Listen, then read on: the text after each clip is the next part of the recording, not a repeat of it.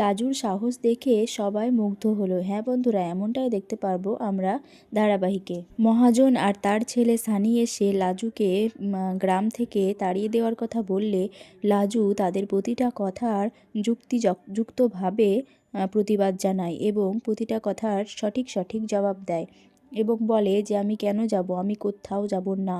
যেই মহাজন আর মোড়লের কথায় গ্রামের সবাই ভয় পায়, সেই মহাজন আর মোড়লের মুখে মুখে তর্ক করছে, মুখে মুখে জবাব দিচ্ছে লাজু। এই দৃশ্য দেখে সবাই মুগ্ধ হয়, এমনকি অনুভবও মুগ্ধ হয় লাজুর সাহস দেখে।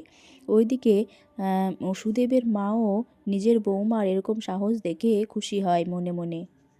তারপরে বনলতা বলে যে হ্যাঁ, তুমি মহাজন, তুমি যে কত চড়া হারে গ্রামবাসীর থেকে সুদ নিয়েছো, সেইটার যদি আমি হিসেব কষি তাহলে তার সুদে আসলে কত ফেরত দিতে হবে তোমাকে তুমি জানো? তখনই মহাজন ভয় পেয়ে যায় এবং বলে ওসব পুরনো কথা কেন তুলছো তুমি? এই সব বলে আমার কাজ আছে বলে সানিকে বলে চল এখান থেকে। তাই বলে ভয় পেয়ে মহাজন এবং তার ছেলে সানি চলে যায়। সাথে গ্রামের মোড়ল এবং পাড়ার সবাইও চলে যায়।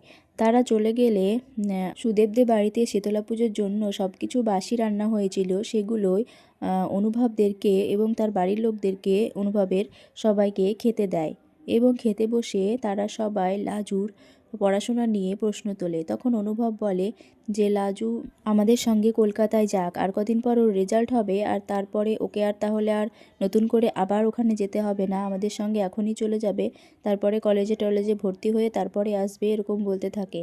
তখন লাজুর শাশুড়ি বলে যে না, ওর যাওয়া হবে না। আমাদের গ্রামের আমাদের ঘরের বউকে আমরা বারেবার তোমাদের কাছে কেন পাঠাবো? একবার তো ছিল তোমাদের কাছে দুর্ঘটনাবশত তোমাদের বাড়িতে আশ্রিতা হয়ে, তাই বলে আমরা বারে বারে পাঠাবো? না, পাঠাবো না। আর ওই মেয়ে যদি একবার আবার তোমরা যদি নিয়ে যাও তোমাদের সাথে, তাহলে কিন্তু আমরা আর ওই মেয়েকে ঘরে তুলবো না, বলে দিলাম। এই কথা শুনে অনুভব এবং লাজু দুজনে দুজনের দিকে তাকায় এবং কিছুটা হলেও ভয় পায়। সুদেব বলে লাজুর কেন যাওয়া উচিত? লাজু যদি পড়াশোনা করে এখান থেকেই পড়াশোনা করবে, এখানে তো আমাদের কলেজ আছে, এখানেই পড়াশোনা করবে, এরকম বলতে থাকে। অনুভব তখন বলে তুমি চাও না তোমার বউ পড়াশোনা করুক? তখন সুদেবের মা বলে আমাদের গ্রামের বউয়েরা, হ্যাঁ আমাদের গ্রামের বউরা পড়াশোনা করে, কিন্তু পড়াশোনা করে আর কি করবে? পড়াশোনা করার পরে বাচ্চা কাচ্চা সামলাবে, এইটাই, এর চেয়ে আর বেশি কিছু কি হবে?